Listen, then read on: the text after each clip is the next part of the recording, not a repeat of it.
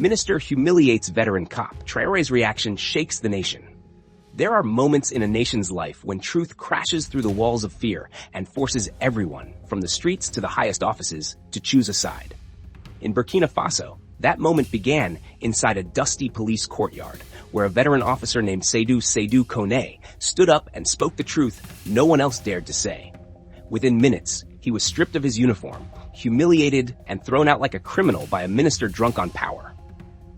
But what neither the minister nor the watching officers knew was that the truth Seydou spoke had already begun to spread. A shaky phone recording, a single act of courage, and a leader who refuses to tolerate corruption were about to collide. And when the video reached President Ibrahim Traoré, what came next would shake the government, ignite the public, and redefine justice in Burkina Faso. This is that story. The sun was merciless that morning in Ouagadougou, baking the courtyard of the Central Police Precinct into a sheet of shimmering heat. Officers stood in tight formation, boots worn thin, uniforms faded, morale even thinner.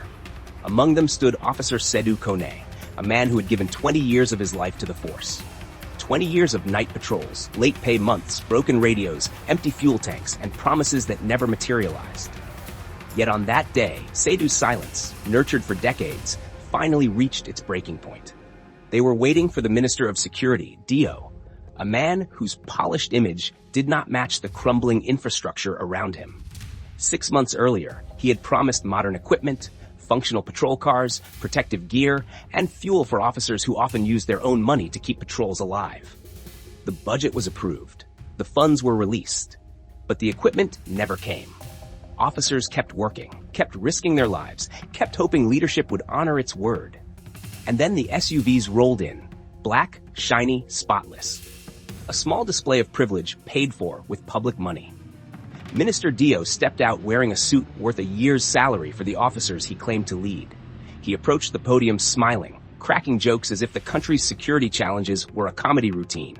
He praised himself for modernizing the force. He spoke of progress. He spoke of transparency. He spoke of equipment that no officer in that courtyard had ever seen. Seydou's jaw clenched.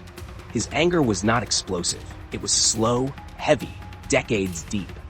He looked down the line at rookie officers whose boots were literally held together with tape. He thought of his partner, injured because the bulletproof vest he wore was 10 years expired. He thought of the patrol they did on foot the night before because the station had no fuel allocation. And then, without a word, Seydou stepped out of formation. The courtyard froze. Even the minister stopped mid-sentence. Seydou was not a loud man, but when he spoke that day, every syllable felt like a hammer strike.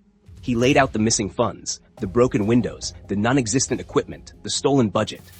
He spoke of a force surviving on scraps while officials grew fat on luxury and lies. He did not shout, but his voice carried the weight of 20 years of loyalty betrayed. And for 10 minutes, the truth stood unshakable. Then Minister Dio reacted, not with accountability, not with shame, not with leadership, but with vengeance. He ordered Seydou stripped in front of everyone. Badge gone, uniform ripped off, boots confiscated. A 20-year veteran reduced to a man standing in socks on hot concrete. Officers watched helplessly. Fear kept them frozen. Dio's arrogance filled the courtyard as he mocked Seydou, calling him a traitor lucky to avoid prison. Seydou was fired on the spot. No pension, no severance, blacklisted forever. He walked home under the burning sun, humiliated. His wife cried when she saw him. Seydou felt he destroyed his family by telling the truth. But he didn't know that a rookie had filmed the entire confrontation. The video hit social media and detonated like a bomb. The country erupted in outrage. People saw everything, the arrogance, the lies, the humiliation, and they were furious. Within hours, the video spread across Burkina Faso. By nightfall, it reached the presidential palace. President Ibrahim Traoré watched the video 3 times. His face was calm, but his eyes turned cold. He called for the financial records of the Ministry of Security. For hours that night, he traced every franc, every invoice, every vanished procurement. By dawn, the truth was undeniable. Millions had been stolen. Shell companies, offshore accounts, fake contracts, zero equipment delivered. Traoré had seen enough. He summoned a special session, not in the conference hall, but at the police precinct where Seydou had been humiliated. When he arrived wearing full military fatigues, silence swallowed the courtyard. Ministers trembled. Officers stood stiff with anticipation. The crowd outside chanted Sedou's name. Traore walked straight to Minister Dio. He opened a folder, thick with evidence, and dismantled Dio's excuses one by one. The missing vehicles, the missing gear, the Dubai shell company with the minister's own last name.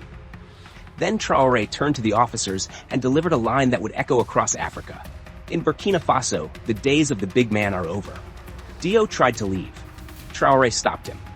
"You are not going home," the president said. "You are going to prison." Soldiers moved in. Then Traore did something no one saw coming. He turned to Sedou.